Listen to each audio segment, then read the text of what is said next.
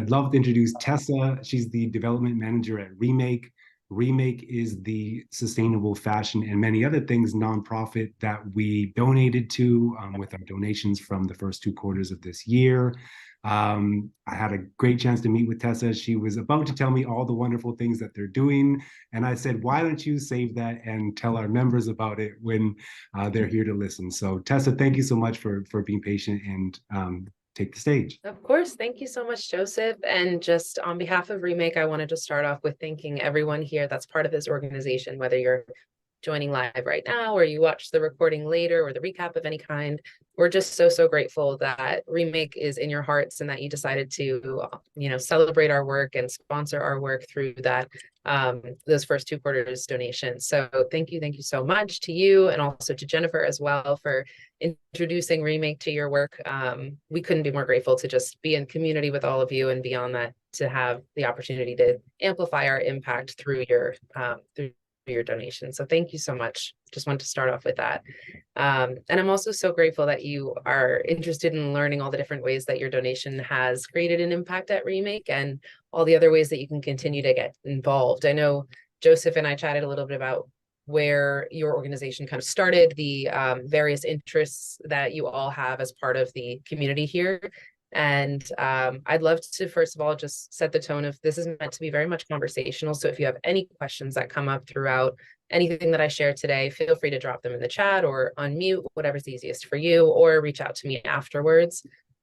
With those questions, I want to make sure that I'm a resource for all of you as you've helped us. It's very much all about, a circular kind of environment here. We want to serve our community and vice versa, as best we can. So feel free to reach out in any kind of way, live or after the fact. But yeah, excited to get into it here. So while we kind of chat, for those that are live right now, I just wanted to ask if you're willing to share what brought you to this organization of Fashion Industry for Sustainability. So if you could, even if it's one sentence or a person, whatever that is, I'm just so curious to hear what brought you into this work of, the way that we phrase it at Remake is making fashion a force for good. I got to hear a little bit of those vignettes from Joseph as well, but I'd love to hear from each of you who are on the call today. If you'd like to share anything or unmute, you can let me know what's easiest for you. But just love to learn what brought you here, and then we can kind of connect all those dots together to see how we can make the greatest impact in all different kinds of ways beyond your own donation too, together. So I'll give you all a second to do that, and then excited to see or hear what your thoughts are on that, and then we can go into next steps. It's Dory. Sorry. You want to go? You want me to? My name is Susan. I've been in the fashion industry my entire career, and particularly in sourcing and quality and all of that, and have always been very conscious of what a dirty industry it has been. Visiting factories and traveling overseas, really seeing, the impact. And I'm in actually another grapevine group that I was in before this, that's a local in Lancaster, Pennsylvania, where we grant to nonprofits in the area. So I was on Grapevine and I saw this and I said, oh my goodness, this really, kind of combines what I've been doing in my career and what I feel passionate about. So that's amazing. Thank you, Sue. Okay, Tess, I'm Frank Henderson, Henderson Sewing. My clothes reside in Alabama, and I pretty much live on Delta Airlines. So I travel about 70% of the time. This is my 47th year in the industry. I come from the manufacturing sector. I'm a textile engineer by training, and have traveled to 68 countries around the world. So I'm part of the manufacturing space, and it's unconscionable that trillions of dollars industry, 2.2 at last note, that we throw 30% in a landfill. It's crazy. I'm a part of several different groups, one working with Walmart Lighthouse Textile Initiative with regards to sustainability and circularity. All of us are concerned, or should be, that we're destroying our planet. And if we could find ways to not overproduce as brands and retailers have for years. It seems to be baked in their recipe, if you will. Bring 98% into America from outside the world, throw 30% in the landfill, sell 10% at retail price, mark down the other 60%, 15 to 70 to 80%, and the cycle continues.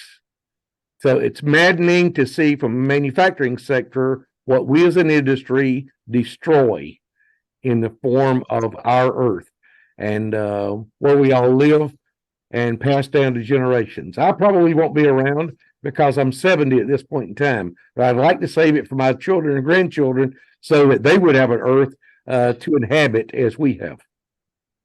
Thank you so much, Frank. I really appreciate you sharing that story. You've had a lot of time in the industry and a lot of impact, I'm sure. So thank you. Well, I'm Eric. I freshly started a fashion line, I guess, about a year ago. With everything that I do, I like it to be sustainable. Basically, like Frank, make sure that the earth is well taken care of. So any movement that's in a positive direction, I go with. And so I just see it as a great network and continues to grow and help the world any way that I can. That's beautiful. Thank you, Eric. Appreciate that. Sure. Hi, I'm Rose. I think I'm last. And it says my voice quality is poor. Can you hear me? Yep. Okay, fine.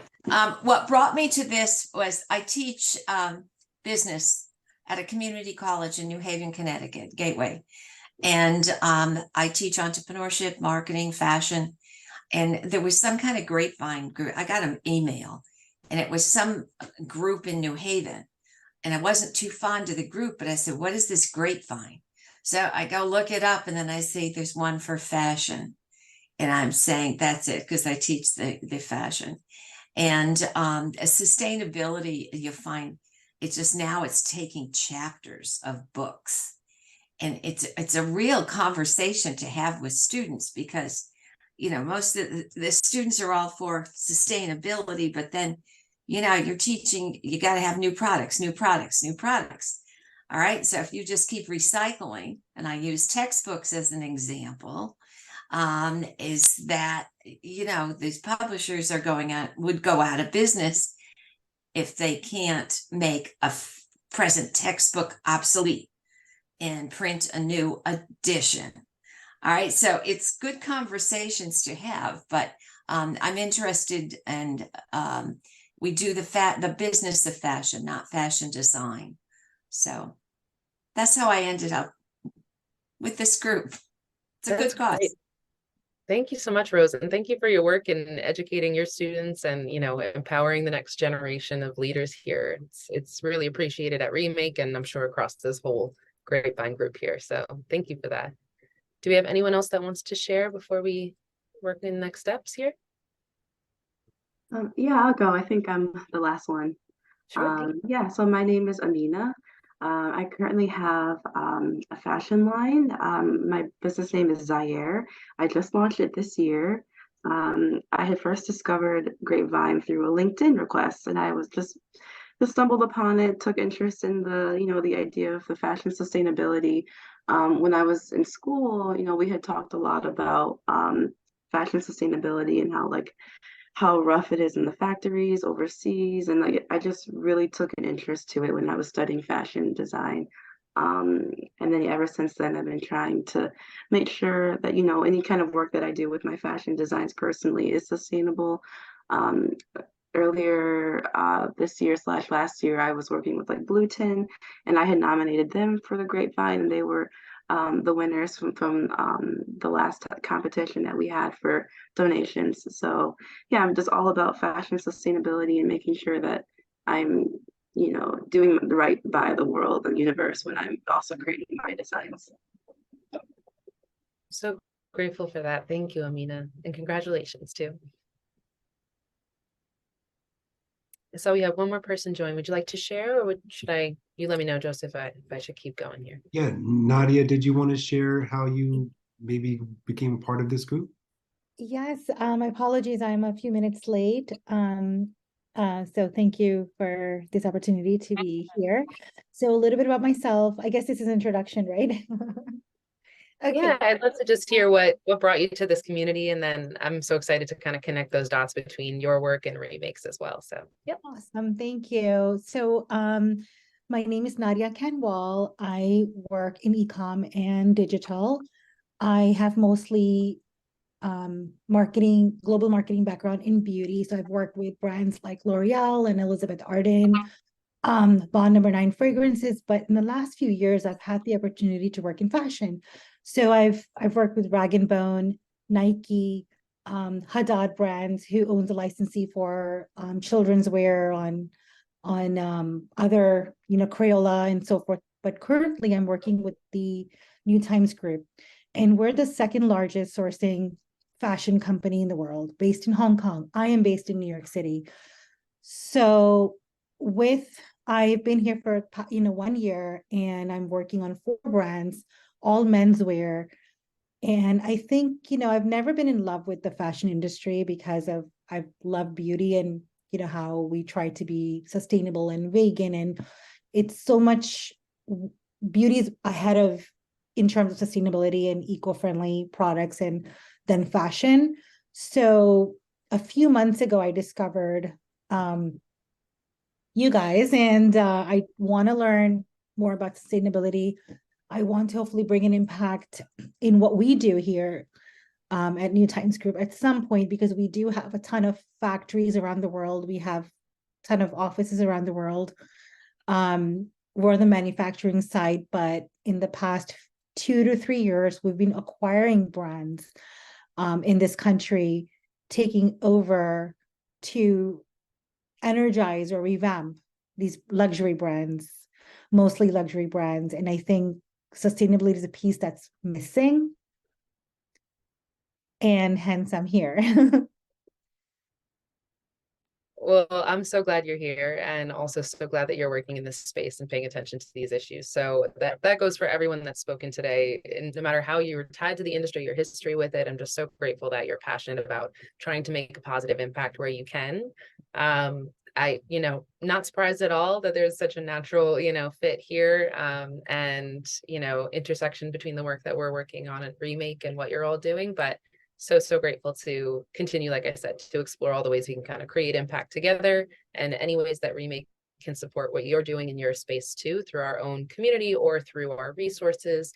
So for anyone who had joined recently and didn't quite catch the beginning, I just wanted to reiterate, feel free to ask questions throughout this whole chat presentation. I want it to be conversational, and I want to make sure that you're all heard and that we can provide any resources for you or additional follow-up points that you'd like to hear about your impact as part of this group donating to Remake. But also, if you have any questions, again, about ways to partner, big picture, that Remake can support, always here to help and support that however we can. So thank you all so much for sharing what brought you here today. That means a lot to me. And I just want to share kind of in return what brought me to Remake, just so you have a little history of who I am and why I'm even here speaking to you today. And then we can kind of get into what Remake does, just for those who have varying levels of understanding of what Remake is. I'd love to just kind of do a quick recap for you all, and then we can get into the impact that you've all had as being part of this incredible investor community for Remake, and all the ways that we can get involved together. So with that, a little intro on me. So again, my name is Tessa Beltrano. I am Remake's development manager. And I was really, really lucky to kind of grow up in the Remake program. So Remake has been around since 2015. I joined the organization first as an ambassador, which is essentially just our volunteer tier of folks in our community. There's about, I think, almost 1,900 now globally, which is incredible. And I joined in 2019 as an ambassador in the New York City region, just supporting our campaigns. Again, I'll get into the nitty-gritty of what that means, but essentially helping to further this movement in any way I could at the time. Had a history of being very, very interested in the concept of wearable art, which I think resonates with each of you, maybe in different ways, it sounds like. And I loved what you said about beauty there, Nadia, in terms of, you gravitate towards that. And I think there's so much beauty that can come from the back end of the industry, but it's lacking right now, to put it really lightly. So I, grew up being really passionate about it, started to understand the impact, and ultimately studied fashion business with a minor in ethics and sustainability and international politics at the Fashion Institute of Technology. And so I was trying to find a way to intersect all those interests, but try to, stay in the industry, but try to fix it from the inside. And was very lucky to have different internships and jobs from that, college period and beyond that exposed me to different parts of the industry, including working for Marc Jacobs, and at a couple points I had also supported Eileen Fisher and their team. And that was a really, really special opportunity, and I learned so much, but I just still felt like even at the brands doing the best they could, they still couldn't do enough. And has a lot to do with the systems on the back end, which I'm sure is, old news to all of you. But, for me, that was just like partially learning from school and learning in practice that there's still so much work to be done. And so I came across Remake when I was working for a startup that was in this sustainable fashion space generally, and was so impressed by a community organizer that I met, and by the founder, Aisha Baran-Blatt, who I'll speak about a little bit. But she essentially is a Pakistani woman who founded Remake because she worked on the NGO side of things for quite a while, tried to make impact, again, in her case, from the systems / government adjacent / nonprofit level, and didn't see the type of community and consumer demand that could really push the needle with all these brands and with all these, bigger systems at play here. So she inspired me when I met her in 2019, as did that community organizer. I joined, quickly became a community organizer myself, which is kind of the second tier of volunteering, where you work in a hub, kind of a location anywhere in the world where there's a real population of ambassadors in one place, and kind of cultivate that, build events, build momentum around campaigns. So I was really, really, really lucky to serve in that role. And then flash forward to now, I've been working for Remake full time for 1.5 years, and had exposure to our advocacy work in the beginning, which was really, really vital, I think, in the storytelling that we have to do on the development side. And then now I'm serving as development manager. And so that means I get to kind of bring all that experience that I have, that knowledge of how we build our campaigns, and get to tell that story to people who can make a real impact by supporting our work. So I know that was a little bit long-winded there, but if you have any questions, or if anything, was out of order there, feel free to ask, or, raise your hand here. But that's a little bit about what brought me here. And I'm just so grateful that you all align so deeply, as I do, with this work, and see the potential of making an impact where we can. We know this is a beast of an industry. I think, as Frank had noted, over 2.5 trillion, I think we're at now. And we'll get into kind of that bigger system that we're trying to tackle together. But we've seen, and I'm sure you've all seen, that there's ways we can make change on an independent level and on a collective level through groups like yours, and through, these communities and movements that Remake is a part of too. So yeah, very happy to be in company with each of you. And with that, I'm going to pull up a slide here. Joseph, you let me know if it's okay if I screen share.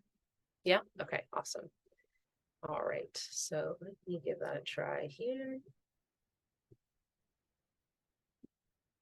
And so first, I just wanted to, hang on one moment.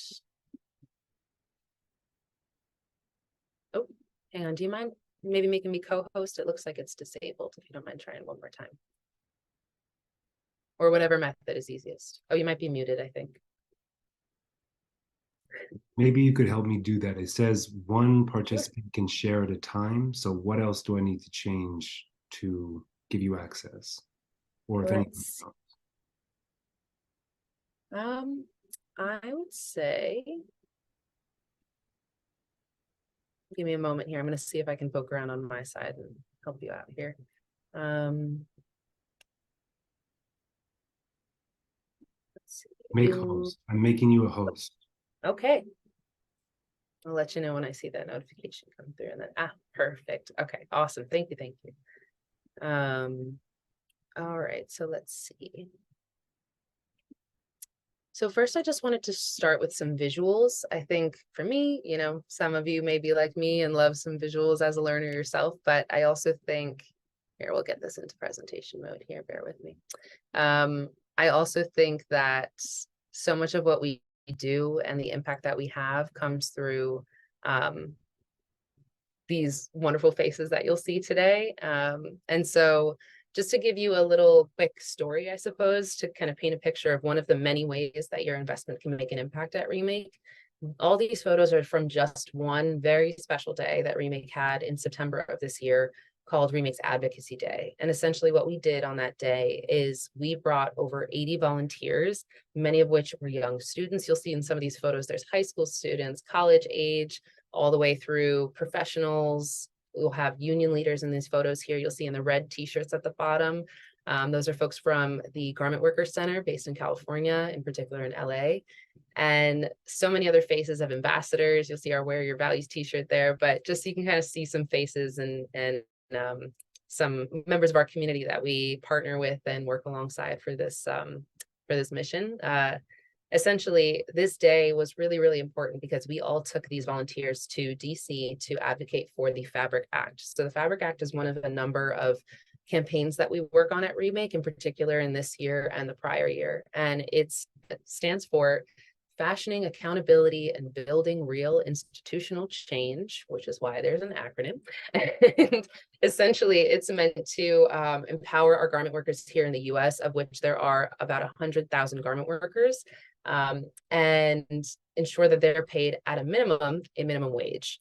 And you may think in the US, like, aren't they already paid a minimum wage? Isn't there some laws around that? Many of you, if you've worked in any kind of role outside of a typical corporate structure, or if you've worked, in an hourly wage, you may know that there are different structures in terms of pay scales that are acceptable within the US right now, acceptable by law, perhaps not by ethics. But one of the things here that's happens in the industry is many of the garment workers in the US are paid by piece rate. So I apologize for those who already know. I know we have a couple folks that have been around the block in the industry and probably have seen more than they want to see. So for those that don't know, piece rate is essentially where garment workers can be paid for completing a seam on a garment or creating just one garment at a time, so one piece at a time.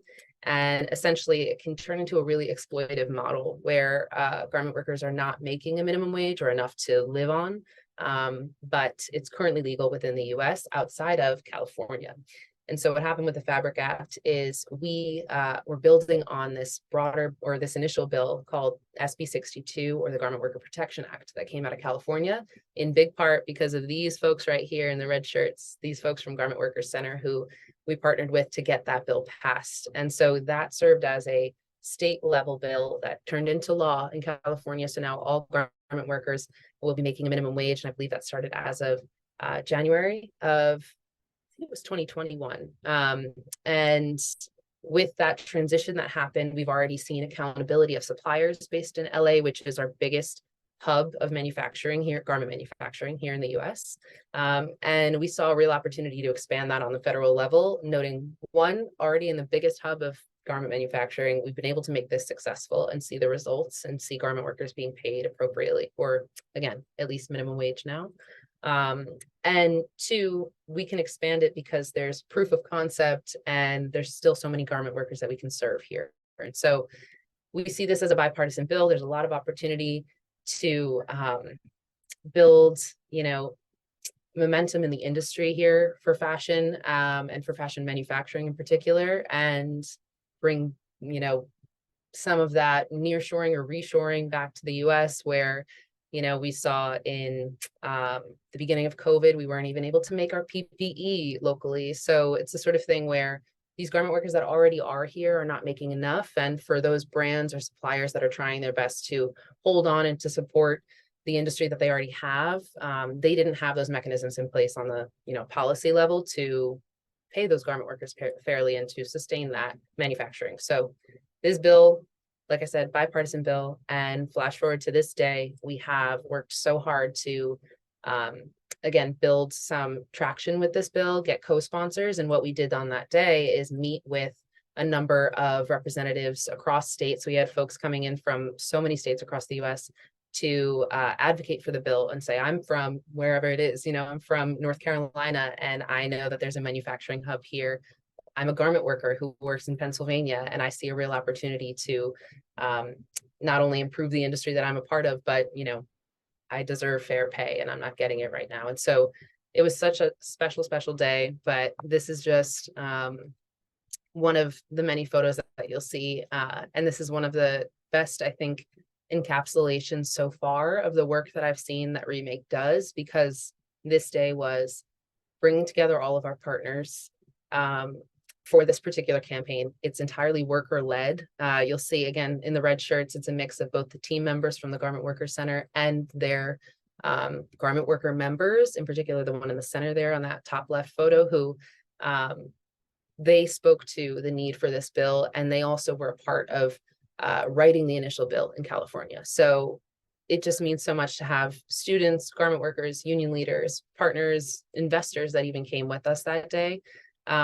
And the joy that you see on these faces is a huge part of our work too. So I just want to let you know that what you're doing, both in your own work and also what you're doing as part of this community, is so meaningful and so impactful, because you help to enable a day like this where we can not only go and give these young people these opportunities to understand they have a power with their voice, and these garment workers the opportunity to advocate for themselves, but we also got some results. We saw co-sponsorships come in after that day, and we saw more and more attention from the press and the media, which is huge with any of these advocacy campaigns we're working on. So thank you so much for that and for enabling a day like this to happen. I just wanted to give you a little vignette into what the work we do is, and also the power of your support here. So with that, I'll jump into a little kind of zooming out of who we are as Remake. You got a little picture of that now. You kind of have a sense of who those ambassadors are, who some of those partners are that I mentioned, but I just wanted to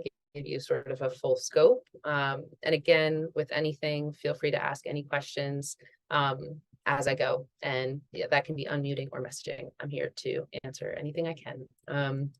So essentially, the way that we kind of summarize our work at Remake is that we're leaders creating real change towards a more equitable and sustainable future. And that can happen in a lot of ways. Pardon me, there we go.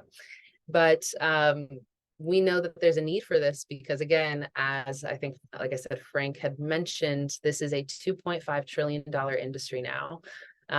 And there are so many intersectional impacts that this industry has, and so much work to be done in terms of fair wages, fighting for human rights for garment workers globally. That example that I shared was just one domestic campaign that we work on, but we have so many others that I can get into in a bit. And gender equity, we know that of the, I think, 70 million garment workers globally, over 80% of them are women, and women of color in particular. And so there is a real opportunity here to tackle this issue of gender equity with this industry. As many of you know who are part of it in different ways, you know that so much of what's happening on the back end of the industry is women-led and worker-led, but the people who hold the power right now and are currently exploiting those vital workers don't currently serve their needs. So we work a lot on tackling that here at Remake. But to zoom over to the right side here, so what we do at Remake is we're trying to fight for both people and planet, which I'm so grateful to hear you all see kind of the intersection of both those pieces so naturally. So touching on the waste that the industry, can produce, as well as the exploitation of workers. I'm so grateful to hear you all have experience firsthand in understanding what that is and trying to combat that in your own way. And at Remake, we are right along in that fight with you. I'm very proud to share that through our campaigns, we have thus far recovered over 22 billion in stolen wages. I'm happy to unpack a little bit about how that works and what that means, but again, it comes a lot in big part from these partnerships that we have with, again, union leaders, garment workers themselves, and government partners, brands that are actually engaging and trying to make a difference. Some of you are on this call today that own your own brands or may watch this recording, and you're part of these brands that you see trying to make a difference. Through all these partnerships, that's how we're able to recover wages that weren't initially paid to garment workers, in big part because of the beginning of the pandemic and the cancellations that came with that. So that's just one little anecdote there, but one example of how we serve the people of the industry, and in particular the garment workers in this industry, through our work. And then on the planet side of things, we're very, very proud that of or of, I wasn't going to say, what day is it today? November, we're blocking the calendar here, but 20 something. Joseph, you can help me out. We have been able to prevent 2 million pounds of CO2 emissions from entering the atmosphere through a number of campaigns that we work on, but one in particular being our No New Clothes campaign. So some of you may already have been exposed to this or heard this somewhere, but or participated in your own way just naturally. But essentially this No New Clothes campaign challenges folks to spend at least 90 days without buying any new clothes. And while for, I'm sure many of the folks here in the community, that feels easy and obvious, but for many others, you know, I'm sure we all have peers that understand or don't see their consumption in that same way. And so this is a really, really impactful and measured campaign where each pledge taker, we track the impact that can come with them withholding, you know, or stepping away from purchasing new clothes for that period. So that's the impact and the way that that's calculated there over the history of that campaign. And then, oh, Joseph, I see you unmuted here. Yeah, but keep going.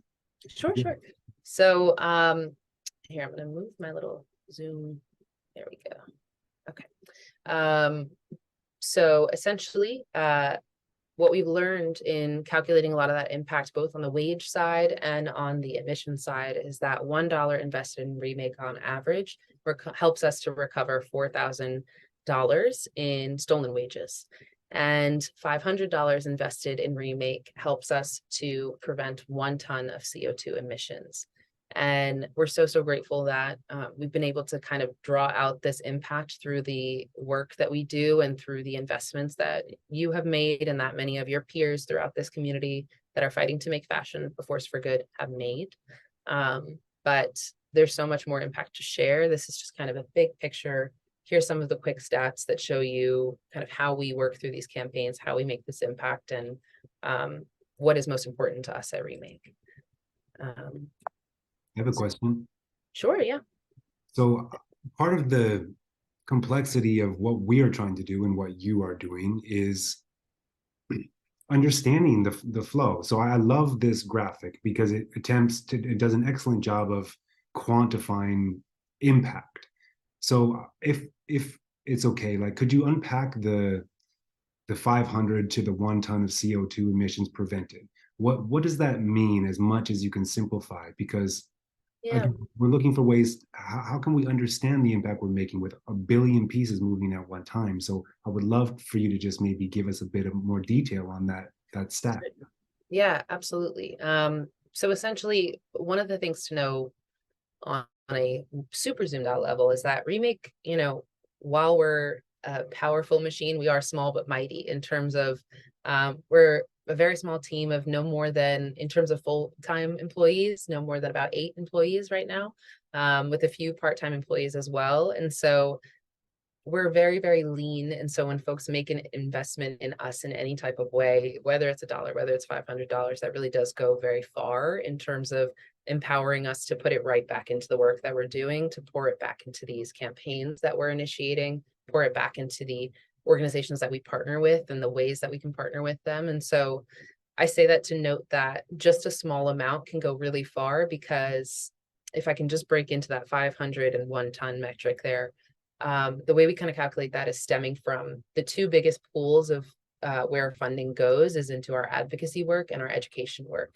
And so our advocacy work, you got to hear a little bit about that when I mentioned the Fabric Act. There's also broader campaigns like the International Accord that we work on that is focused on fighting for safety precautions and enforcement mechanisms in particular right now in Southeast Asia. So there's a number of other campaigns like that, but essentially the advocacy work is, or the pool of funding there goes towards a lot of those campaigns that are, again, very much worker led. And then on the education side, that's where it leans into the ambassador engagement, but also into the public engagement and education. And so that 500 comes from the education side of things, where we're able kind of to deduce through that funding pool what amount is allocated to build that No New Clothes campaign, and then determine, I wonder if I can pull it up for you here. Bear with me as I kind of, I'm mediocre with technology. I wouldn't say I'm great. So Here we go. I want to pull up our no new clothes page for you just so you can get the breakdown here. So essentially, and I can share this with you all afterwards, though this does launch each summer, we very much want it to be evergreen. So anyone can join this at any time and commit to this challenge. But just to scroll down here, you'll start to see these numbers tally up of the challenge takers we've had and the emissions prevented, dollars saved. So we worked with a number of team members and volunteers to try to total up together based on the average number of garments consumed per month, and by the average, I believe average American in this case, but I can pull more of the back end data for you each. We were able to kind of calculate these numbers in terms of the impact that these challenge takers have had. And so just going back to that education pool, for the amount of money that was allocated to support and push for and build resources around this campaign, we were able to see the results coming out of that and the amount of CO2 emissions prevented, as well as these other metrics here. So that's kind of how we pulled those numbers in a big picture way, but happy to break it down further or share more resources after the fact if that's helpful. Awesome. Okay, so here I'm going to jump back over here now and present for you all. Okay, is that coming up okay now? Awesome. All right, so I thought it would be really helpful just to share a little bit about our movement ecosystem. And so essentially, especially because you're investing in Remake's work, I wanted to share what we have as our 3-year or 1,000-day blueprint. So a lot of those pieces I started to touch on with the ambassador work or education, that's essentially our empowering next gen change makers. And the catalyzing campaigns and building radical collaborations, you can see, because it's a Venn diagram here, they all very much intersect, but those bottom 2 circles there are very much falling into the advocacy pool. With the yellow circle here, it kind of blends between that university student engagement and more so on the back end of our campaign building and advocacy, sort of like the sourcing of our advocacy campaigns and that sort of thing. And so just to kind of go line by line here, on the left, you have the Remaking Fashion Initiative. So the name Remake is very much focused on remaking the industry. And the way that we see we can do that is through women's empowerment. So that's scaling those wage theft campaigns. I started to touch on that a little bit, and I'm happy to share more resources after the fact. As a little teaser, I'll share our campaigns page link, just so you can kind of dig into each of those campaigns, past and present, and see what I mean when I say wage theft and what we've been able to do so far alongside our partners. And then another way that we tackle this is through climate justice and through that lens. And so we have a climate adaptation initiative. There's a lot that we've done so far just in the changing consumer behavior patterns side of things, but we also really want to work on not only mitigating the impact so far, but trying to address where the impact is already happening. And so we all know the climate crisis is here. There's so much we can do still to try to minimize that impact. And there's also so much we should do to try to present opportunities for adaptation where it's already at everyone's doorstep. And so in particular, we know that garment workers, primarily in the global South, are not only the most exploited just in terms of their wages and the protections that they don't currently have in their working situations, but we also know that the climate crisis happens to be very much more so at their doorstep. And they have the least protections, the least economic mobility to be able to navigate those types of issues. And we want to be able to tackle that and implement through this coming year, and again, through the next 3 years in particular, some of the ways that we can introduce climate adaptation for our garment workers in the global South. And so there's a lot more research on that. And as I share all this, I realize there's so many little pieces that we could dive into. So I'll keep trying to pull back. Everyone feel free to tell me to pull back as well if I'm going into too much detail. But on the climate justice side, we're both looking at consumer behavior, but also providing more protections for our garment workers that are facing things like flooding in Pakistan, or just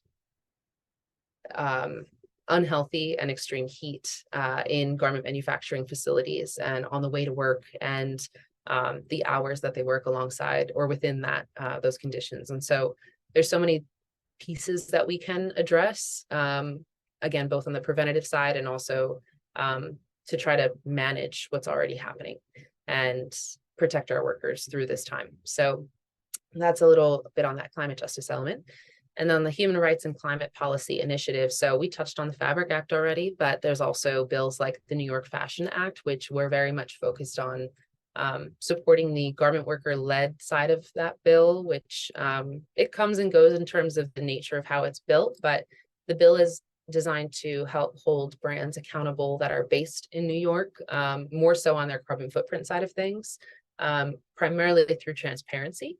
And while we also are very much supportive of that, we love to also, again, like I said, a lot of our work is very much driven by the voices of garment workers. So we try to elevate that within any bill that we see coming in that could have a real impact in the industry. We want to make sure that their voices are front and center. And I know it seems like a natural transition from the last bit I talked about, where it goes into so many other layers around climate justice, and addressing the climate crisis does have to go hand in hand with centering the voices of garment workers that are most directly impacted and most immediately impacted right now. And then you also have the EU mandatory human rights due diligence element here. And so there's so much from, again, Bangladesh to the EU to the US that we're trying to tackle. And through all of that, ensure that garment workers are leading the way and that we're following suit and amplifying that through our campaign, through our ambassadors, through our press access, and through our broader community, be it through social media, et cetera, to keep this momentum going. Jumping over the Next Gen initiative here. So thank you, Frank. It was so nice meeting you.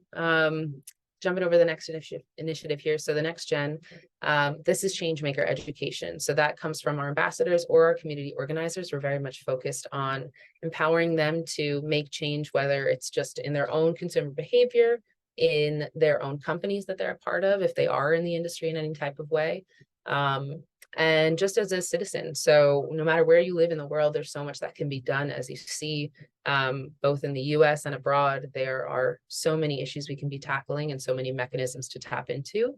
And what we try to do at Remake is make that accessible for everyone and empower our young people or anyone in the industry of any age to tap into what's already there through our coalition partners and through the resources and training that we offer.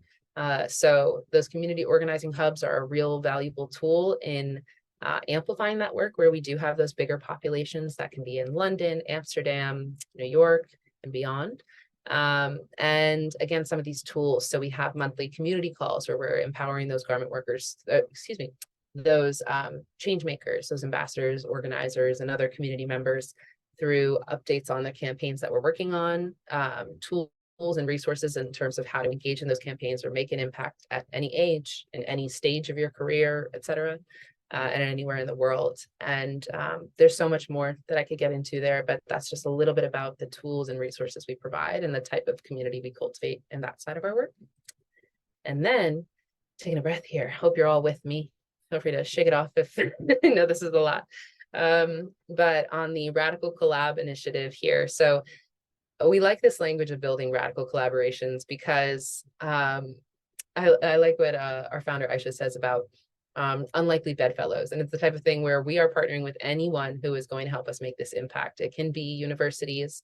The grassroots labor partners are a very natural partner, of course, but it's also the corporations. While we do work as kind of a watchdog in the industry as well and holding brands accountable, we're very much also focused on partnering with them. So a lot of that, while you don't necessarily see it from the outside on our social media, so much of our campaign work starts from within, where we first address the brands directly, internally, and we try to start up conversations. There are many campaigns that have been successful just through that channel.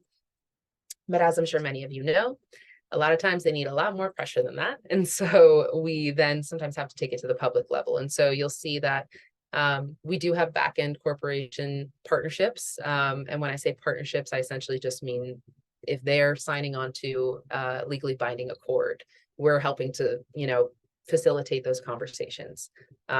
Or if they want to endorse the Fabric Act, we have a lot of brands endorsing the Fabric Act. And for any brand owners here, that's a real way that you can help make an impact in the US, if you're based in the US or not. And there's so many other ways that we can partner with brands, but I like to specify that because I think from the outside, if you do see our social media, you might think you don't like brands, you don't work with brands. And it's very much the case that we want everyone in this boat with us. And that is a very strategic mechanism that we use on occasion, but so much of the work that we do alongside our grassroots labor partners is speaking with brands and trying to make some change from within however we can, and empower our community members to do the same. And then we have fashion leaders, which spans all different types of definitions depending on who we're working with. But there are so many organizations that live outside of, especially in the sustainable fashion space now, because it's so young relative to other advocacy spaces, while the industry is far too underregulated and needs that attention. So there are so many leaders we partner with, again, from the labor side, but from NGOs and all these partners in between that can help us tackle these issues together. So does anyone have any questions about how we do our work, who the parties are involved in that? Any questions at all? Also, I'll check in the chat here too. Feel free to unmute too. Anything there? No? Okay. I do have, hi, I do, so bear with me. I'm very new to the sustainable space. Of course, we've been all familiar with, the eco-friendliness and the vegan and the green movement and so forth.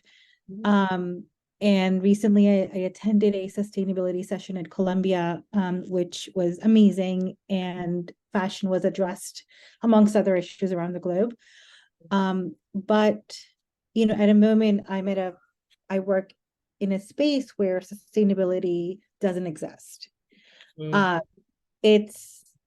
It's defining sustainability and how can it work for us, like starting from our warehouse in Georgia, like how do we start the conversation from internally, and we have to convince our executives to learn more about sustainability. It is not the future, it is present. And that's one of my challenges, is it is not something that, we shouldn't be addressed because we're just not there, or are we there? I have no idea. But I do want to get your perspective on where does it start? Where does the conversation start from? I don't even know, like, we have so many factories around the world. There's a lack of transparency. There's a lack of visibility in terms of practice. We have factories in Italy that we also collaborate with, where there are other fashion brands sharing the space. But where does the conversation start internally with just want to get your perspective on that. Yeah, first of all, it starts with you asking that question, I would say. And I know that might sound silly, or you're like, oh yeah, okay, sure. But it really does begin with having taking the initiative and having the will to try to make any kind of change. And from there, first of all, just as kind of like a kind of back burner point to raise on that question, we do have a number of workshops at Remake and resources that I can share. And we have a director of leadership development here, Julie, who I'll make a little note for myself after the call to connect you to, if that's all right with you, just because I do think even if it's just she shares those workshops, or if it's, if she does have the bandwidth to set up a call, she already has trained so many of our ambassadors and community members in that very task, which is a righteous one, of trying to make a difference where you are, in particular at a brand that this is not even on their radar, or they don't want it to be. There's so many different reasons for it. But what I would say is, like, a quick answer that I can lend in the interim is what we've learned a lot is it comes a lot from building rapport and connections across departments. And in particular with those stakeholders that do get to have a say in whatever issue it is that you're trying to tackle. So if you see a real opportunity in terms of more transparency in your supply chain, if you see a real opportunity in minimizing a lot of the waste, whether it's on the development side, like the product development, or whether that's on the end of life of the product, from the consumer side, there's, as we know, so many different ways to get involved in this issue. But if you see a strength that you have, or a major issue in your company that you really want to tackle and see as a real opportunity to make a difference, or if you just want to start to have those conversations and figure out what that is, or where you can start to get tapped into that. A lot of that comes from building relationships across departments. And so it can be something as simple as trying to set up coffees with different virtual coffees. I know many of us are remote, with different team members and members of your company, and getting in touch with your own leadership and raising this just to say, this is something I care about. And, you know, are there any opportunities right now? Or get in touch with your HR and say, is there any kind of community at the company right now that is working on this? And what we see is there's lots of different models of how that can play out. And again, I don't want to give you the workshop when you can watch it anyway, or when you can tap into Julie anyway. So I'll try to be short and sweet with my answer, but there are a lot of different channels. And I think a big part as the baseline is relationship building. And then from there, you have a lot more leverage to say like, oh, Ben from product development actually really wanted to push for this change too. And this person over in supply chain transparency, or, you know, in supply chain auditing, you know, they actually raised this issue as well. And now you have a community to work from, and you can start to raise that demand within your company in a way that feels internally driven. So that's one kind of tidbit, but there's so much more, and there's plenty of resources that we can share too. So I'm so grateful that you're interested in finding a way to make that difference at your company. Of course, yeah. I had a question like with Nadia, like she's, Nadia, you can correct me if I'm understanding wrong, but you almost like have to make a business case to your executives to make sustainable decisions, right? And this is the problem, like industry-wide, like everyone's greenwashing, but the most successful companies are still Shein or Shein and H&M. And the reason they're so successful is because consumers are still buying these products, right? So it's like, sometimes it's hard to make the business case for sustainability. Everybody claims it, but when it comes to dollars and cents, fast fashion is still winning. Therefore, you know, everyone's talking more and more about green, but we're still getting worse and worse off from a sustainability perspective. So like, what kind of business cases can we start making to brand executives, to manufacturers, to whoever, that will actually drive decisions towards sustainability without it just being a feel-good thing, but with it being a business fact? And it seems to me like it comes down to consumers. Like what you focus on, you know, clothes campaign is how you define sustainability, is just like telling people not to buy clothes, which is a solution. But what other business cases can we make that would help Nadia and a million other people in that position to actually start driving sustainable decisions at the brand level and any of these other levels that we're discussing? Yeah, I love this question. So what I can say, again, I'll do like the umbrella one, and then I'll give you an example. But the umbrella here in this case, which is not so straightforward, unfortunately, is it's because it has to do with the company you're a part of and where you see their customer base lies. And so I know in your case, you said there are suppliers everywhere. I think from your introduction, I can understand there's a lot of different customers you're serving essentially. And there's so much more that, like I said, Julie can maybe speak to this even better than I can, but there's so much more to get into in terms of understanding who is your customer base, what does your company care about, what's driving the bottom line there.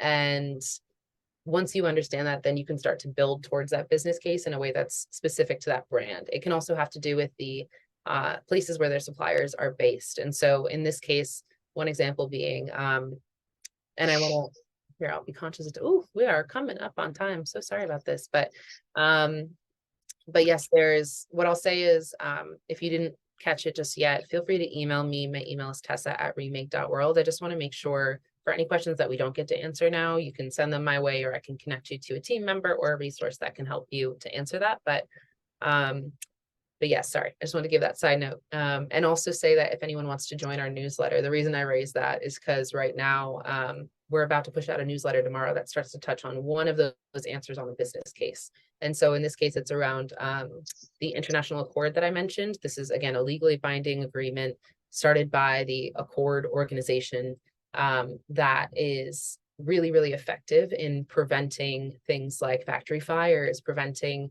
a lot of unsafe working conditions first in Bangladesh, and now it's expanded into Pakistan, and there's so many other opportunities for it to keep growing. And what they found, now that the Bangladesh Accord, or the International Accord, has had some years behind it to grow some data, what they found is that the manufacturing first of all, in garment manufacturing, Bangladesh is, I believe, second to China in terms of garment manufacturing here in the world. And so you have to understand that like this is a really powerful place to be in terms of implementing these protections. And with that, they've seen that the suppliers are able to maintain, if not build more partnerships with brands, because the brands feel like they can count on those factories to be safe and also to deliver their products and ensure that, you know, they can keep turning out that product and that productivity, but also that they are not going to be, you know, have to turn around and on the business case side of things, treat any kind of catastrophe as a loss on their bottom line. And so that's my really simple, like oversimplification and slight interpretation of what I infer there. But just as the bare bones facts is, we're seeing that those protections that we're implementing that can be treated as many different forms of sustainability in terms of, again, empowering garment workers, centering their voices and providing them safer working conditions. They're helping to drive economic momentum there in Bangladesh and with those suppliers. And so that's a kind of what we can hope for in this type of work, is that, you know, good business begets partners that bring in the, you know, revenue and sustain those mechanisms that protect workers and protect our planet. So the newsletter will explain it better than I just summarized it in my little scramble before we wrap up, but I just wanted to make sure I can touch on one of those elements there, that there's so much more to touch on. And again, it's can really be specific to the partner or the brand that you're tackling. So there's more to dig into, but happy to try to connect those dots with folks on the back end. And with that, I know we're right at time. I just want to see what I can do is share this afterwards, but I just wanted to give you a quick view of some of the impact that you've had. We've touched on it through those stories and anecdotes so far, with no new clothes and those emissions prevented, with the Fabric Act, with the Accord. But I just want to reiterate how grateful we are that you are passionate about this work, that you're working to make a difference as an educator, an industry member, a brand owner, wherever you stand in this industry. We're just so grateful for your support. And I can share this later again, but there's so many different ways to engage in supporting our work, both as an investor, but also, as an ambassador or as a member of our community, following our work, following our newsletter, or just sharing our campaigns. And so what I can do, Joseph, just because I know we're right up on time and I'll stop sharing here, is send a little recap of all those resources that I mentioned, like our campaigns page, ambassador resources if you want to get involved and become an ambassador yourself. And very much hope you can join our newsletter as well. And you could email me if you'd like to join that newsletter. Again, I'll drop that email there. But so sorry we've run out of time, and I had so much more to say, but I'm so grateful for all your questions. And I hope this just created a little bit of a more transparency into what you've done by supporting our work and all the different ways that we can make an impact together. So thank you so much. Tessa, you were amazing. Thank you so much. I don't know if you have a couple more minutes, but I would maybe love to give anyone an opportunity to ask any questions, if that's okay. Yeah, I think I can do another 5 if that's okay for all of you. You let me know. Yeah, I mean, just it's open floor. I have very in-depth questions, so I'm gonna follow up with some email for you. Mm-hmm. But thank you very much though for everything. It was great information. Oh, I'm so glad it was helpful. Thank you. Thank you for your time, and I look forward to hearing your questions. Absolutely. I'm so excited to hear you're interested in becoming an ambassador. What I can do just while you're on the call right now is I can at least drop the link to sign up to be notified as the applications open up again. Oh, and thank you for your email. That is another way we can do that. But essentially, we just closed our applications for this year, which makes sense for coming to the tail end. I believe it was yesterday or last night. And what that means is you just fill out that form. You'll get a notification as soon as it opens it up in January again. And then you can jump right into the community there. But in the meantime, there's so much on our website to tap into, and there's so many ways you can engage in this work. So don't take that as a discouragement at all. It's just the timing, but we will absolutely bring you into this community. And I'm so excited to have you be a part of it. And that goes for anyone here. if you'd like to fill out that form, feel free. That's just the form to find out. You're not committing to anything. The ambassador program is entirely free. That's some of what you've been able to support through your investment is we try to keep all our resources and education free and accessible for everyone. So no commitment there, but if you'd like to stay in the loop, that's one way to do it. So really appreciate that.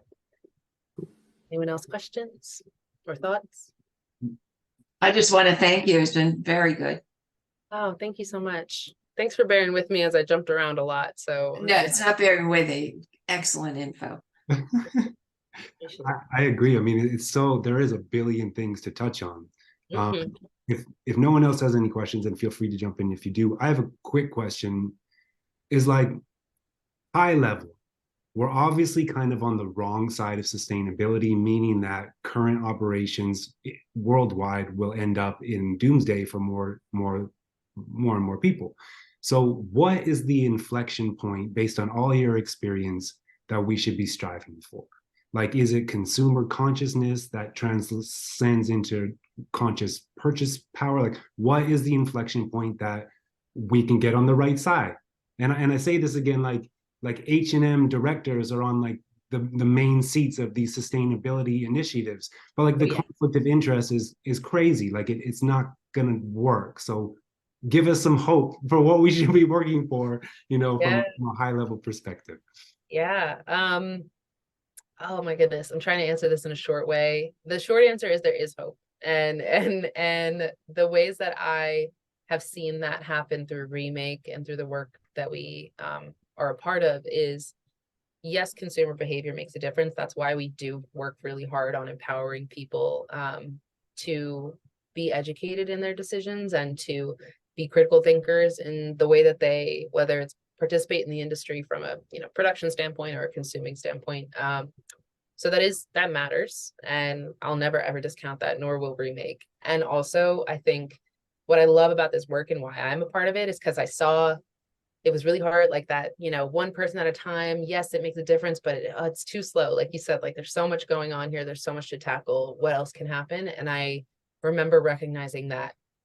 Again, I'll keep saying this because I think it matters so much, but so much of our work comes from the people directly and most significantly impacted by the, bad sides of the industry, and by the exploitation that comes with this industry and the overgrowth of it. And so I noticed that we center those voices and then we turn that, again, alongside our partners. This does not happen alone. We turn that into campaigns that really do make a difference on the systemic scale. And so I love the independent and individual work because that makes a difference and that helps to cultivate, again, that behavior that can expand on a bigger scale over time.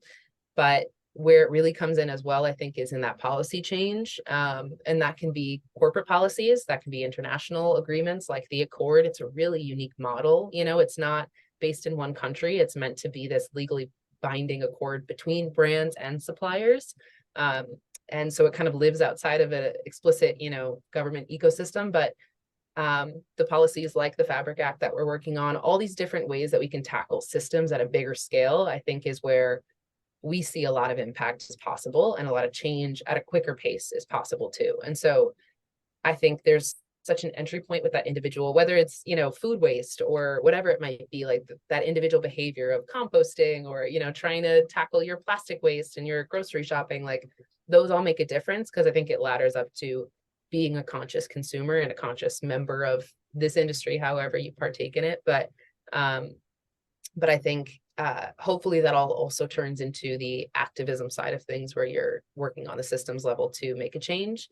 And so that's where I see a real, I guess, like you said, inflection point is in building momentum behind those established worker-led and young people-led, whatever it is, or folks that have been scientists working on this for decades, whatever it is, like the folks who are really experts in what needs to happen next, bringing those voices to the forefront and then building a lot of momentum behind the campaigns that are actually making that system change.